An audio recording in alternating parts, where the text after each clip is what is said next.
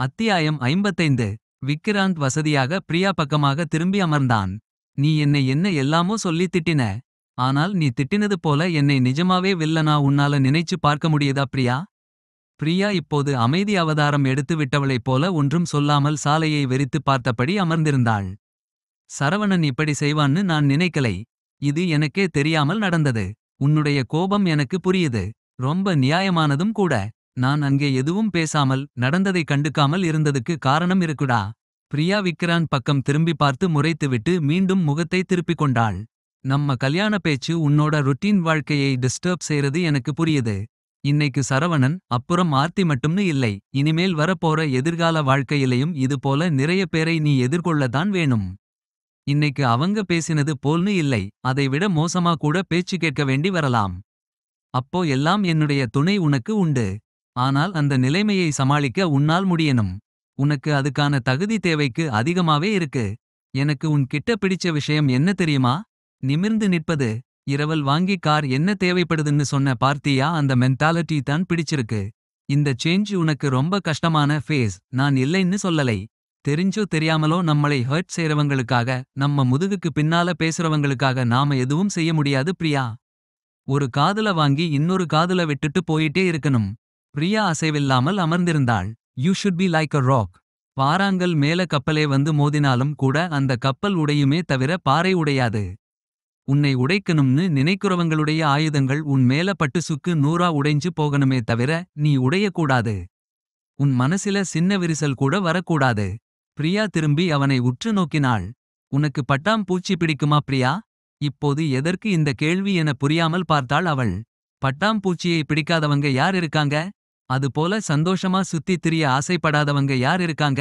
ஆனால் பட்டாம்பூச்சி பிறக்கும் போதே பட்டாம்பூச்சியா பிறக்குறதில்லை. கம்பளிப்பூச்சியா பிறக்குது. கம்பளிப்பூச்சியை பார்த்தாலே அருவெறுப்பா இருக்குன்னு சொல்றவங்க எத்தனையோ பேர் இருக்காங்க. Crazy people. சரி, அப்படி பார்த்தாலே பிடிக்காத மாதிரி இருக்க கம்பளிப்பூச்சி ஈஸியா ஜீபூம்பா சொல்லி பட்டாம்பூச்சியா மாறிடுறது இல்லை. முதல்ல கூட்டுப்புழுவா மாறும். மெல்ல பட்டாம்பூச்சியோட உடம்பு சிறகுன்னு உருவாகி அப்புறம்தான் பட்டாம்பூச்சி வரும். அந்த கூட்டுப்புழுவா இருந்து உருமாறுற ஸ்டேஜ் ரொம்ப கஷ்டமானது. வலிக்க கூடியது. கிட்டத்தட்ட நீ இப்போ இருக்க ஸ்டேஜ். பிரியா கோபம் எல்லாம் மறந்து இமைக்கவும் மறந்து விட்டவளாக விக்கிராந்தையே பார்த்து கொண்டிருந்தாள். இந்த ஸ்டேஜ்ல இவ்வளவு கஷ்டப்படுதேன்னு நாம உதவினோம்னு வை. நாளைக்கு பட்டாம்பூச்சியா மாறின பிறகு அது பறக்க முடியாமல் சிறகொடிஞ்சு ஊனத்தோட இருக்கும். இன்னைக்கு இருக்க இந்த வலி நாளைக்கு கிடைக்கப் போற சந்தோஷத்துக்காக. நீ எப்போதும் பட்டாம்பூச்சியா சந்தோஷமா சிறகடிக்கணும்னு நான் ஆசைப்படுறேன் பிரியா. உனக்கு நடந்த அத்தனை கொடுமையையும் மீறி இவ்வளவு நல்ல நிலைமையில இருக்க நீ இப்படி கூட்டுப்புழுவா இருக்க வேண்டியவளே இல்லை. பட்டாம்பூச்சியா சிறகடிக்க வேண்டியவ. இத்தனை நாள் என்னோட துணையோடவா எல்லாத்தையும் செய்த? இல்லையே. இப்போ கல்யாணம்னு வந்த உடனே மட்டும் ஏன் நீ என்னை டிபெண்ட் செய்து இருக்கணும்? I am there to support you always. ஆனால் I want you to handle stuff yourself too. யார் என்ன சொன்னால் நமக்கு என்ன வந்துச்சு? அவங்க நம்மளை புகழ்ந்தாலும் நமக்கு எதுவும் கிடைக்கப் போறதில்லை. இகழ்ந்தாலும் எதுவுமில்லை.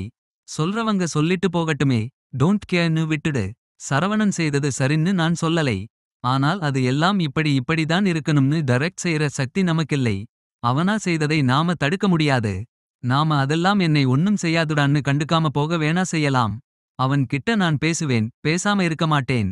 ஆனால் இந்த மாதிரி எதிர்பாராத சிச்சுவேஷன்ஸ்ல என் மேல நீ வச்சிருக்க ட்ரஸ்ட் முக்கியம். நான் உன்னை உண்மையாவே விரும்புறேன் பிரியா. அதை உன்னை தவிர வேற யாருக்கும் ப்ரூவ் செய்ய வேண்டிய அவசியம் எனக்கு இல்லை. பிரியா என்ன என்று சொல்ல முடியாத உணர்ச்சி வெள்ளத்தில் ஆழ்ந்திருந்தாள். விக்கிராந்தின் பேச்சு அவளின் மனதின் அடி ஆழம் வரை சென்று தொட்டிருந்தது. ஆனாலும் அமைதியாகவே இருந்தாள். அடுத்த சில நிமிடங்களும் அமைதியில் கரைந்தது. நீங்க சொல்ல நினைச்சதை சொல்லி முடிச்சாச்சுன்னா கதவை திறங்க நான் போறேன் என்றாள் பிரியா. அவளின் குரலில் இப்போது கோபம் எதுவும் இல்லை. உன் கிட்ட நேரா பேச வேண்டியதெல்லாம் பேசியாச்சு செல்லம். இனி ஒரு ஃபோன் கால் செய்யணும். அதை பத்தி தான் யோசிச்சிட்டு இருந்தேன் என்றான் விக்கிராந்த் தன் வசீகர புன்னகை மின்ன. நீங்க யார்கிட்ட வேணா பேசுங்க, என்ன வேணா பேசுங்க, எனக்கு கதவை திறந்து விடுங்க. நோ நோ, இது உன்னை வச்சுட்டு பேச வேண்டிய கால். தன்னுடைய பாக்கெட்டிலிருந்து போனை வெளியே எடுத்த விக்கிராந்த் ஏதோ ஒரு நம்பரை அழுத்தினான்.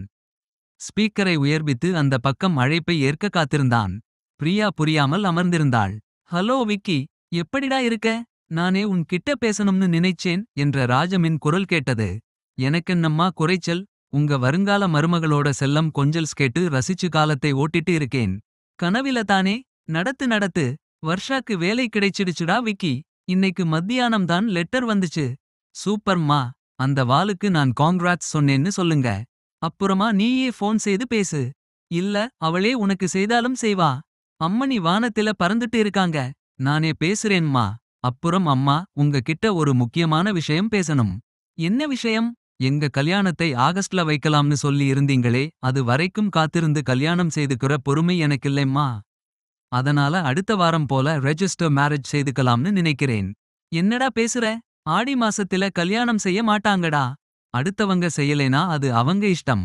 எனக்கு செய்யணும்னு தோணுது. இங்கே பார் சத்திரம் எல்லாம் பார்த்து காசு கொடுத்தாச்சு. இந்த மாதிரி விளையாடாதே. நீ எங்களுக்கு ஒரே மகன். உன் கல்யாணத்தை ஊரை கூட்டி சீரும் சிறப்புமா நடத்தணும்னு எங்களுக்கு ஆசை இருக்காதா? என்னால நம்பவே முடியலையேம்மா. என்ன? இப்படி ஊரை கூட்டி காசை கறி ஆக்கினால்தான் கல்யாணமா? அப்படி வரவங்க எத்தனை பேர் வாழ்த்துறாங்க? பாதி பேர் கூப்பிட்டாங்களேன்னு கடமைக்கு வந்து சாப்பிட்டு காசு கொடுத்துட்டு போறவங்க. மீதி பேர் இது சரியில்லை அது சரியில்லைன்னு குறை சொல்றவங்க. என்னம்மா நீங்க விக்கி என்ன சொல்ல வர நீ? கல்யாணத்தை சிம்பிளா ரெஜிஸ்டர் ஆபீஸ்ல அடுத்த வாரம் முடிச்சிடலாம். ரிசப்ஷன் வேணா நீங்க பார்த்திருக்க சத்திரத்தில நடத்திடலாம். அப்படி என்ன உனக்கு அவசரம்? இதெல்லாம் ப்ளீஸ்மா. உங்க மனசு எனக்கு புரியாமல் இல்லை. இந்த ஒரே ஒரு தடவை எனக்காக விட்டுக் கொடுங்களேன். சின்ன அமைதிக்கு பின் பேசினாள் ராஜம். மம். சரி நீ சொல்ற மாதிரியே செய்திடுவோம். ஆனால் பிரியா கல்யாணத்துக்கு சம்மதம் சொல்லிட்டாளா? பிரியா பக்கம் பார்த்து கண் சிமிட்டிய விக்ராந்த் பிரியா தான் ஏன் இப்படி பொறுமையா கல்யாணம் செய்துக்கலாம்னு சொல்றீங்கன்னு என் கிட்ட கேட்டதே.